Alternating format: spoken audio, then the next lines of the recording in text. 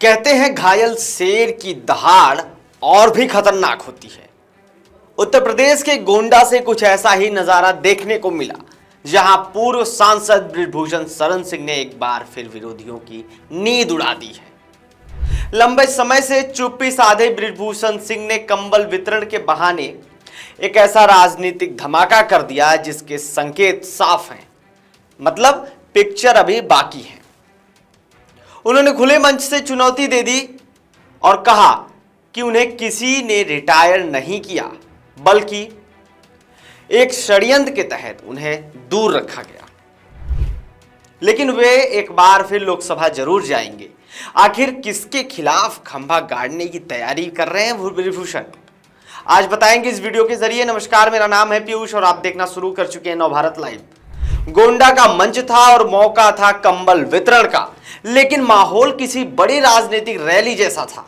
पूर्व सांसद बृजभूषण शरण सिंह जब माइक पर आए तो उनके निशाने पर सिर्फ विरोधी नहीं बल्कि पूरा सिस्टम था, जिसने उन्हें किनारे करने की कोशिश की।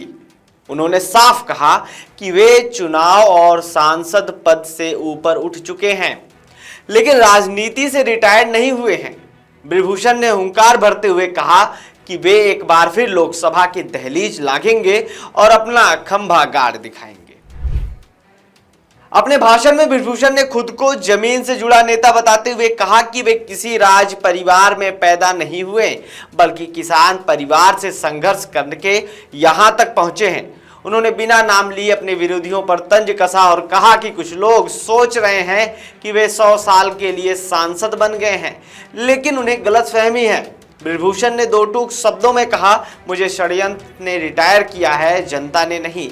मैं झुकूंगा तो सिर्फ और सिर्फ शरीफ और गरीब के आगे। क्या कुछ बृजभूषण कहते हैं, आइए सुनवाते हैं आपको। और जो लोहा लेना चाहेगा उसका लोहा बजेगा, ये सर नहीं झुकेगा। शरीफ के आगे झुकेगा, गरीब के आगे झुकेगा, सबके आगे नहीं झुकेगा। और ये भरोसा, ये विश्वास, ये बल आप लोगों से मिलता है। मेरे क्षेत्र की जनता ने मुझको नहीं रिटायर किया, षड्यंत्र ने रिटायर किया। तो उन षड्यंत्रकारियों के लिए बृजभूषण सिंह एक बार लोकसभा जाएंगे जरूर। अब कहां से जाएंगे ये भगवान जाने।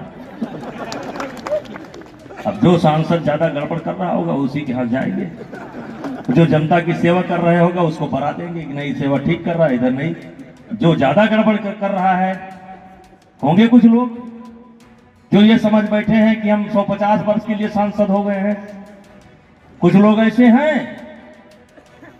वो ये मान करके चलते हैं जिंदगी भर हमको सांसद ही रहना है, जिंदगी भर हमको मंत्री ही रहना है। तो गड़बड़ छांट रहे हैं। प्रदेश की जनता हमारे साथ है और अब तो आप देख रहे होंगे पूरे देश की जनता आपके साथ है। लोग चुनाव चुनाव चुनाव कहां से लड़ेंगे, कहां से लड़ेंगे, कहां से लड़ेंगे। अरे भाई, चाह नहीं मैं सुरबाला के गहनों में गूथा जाऊं।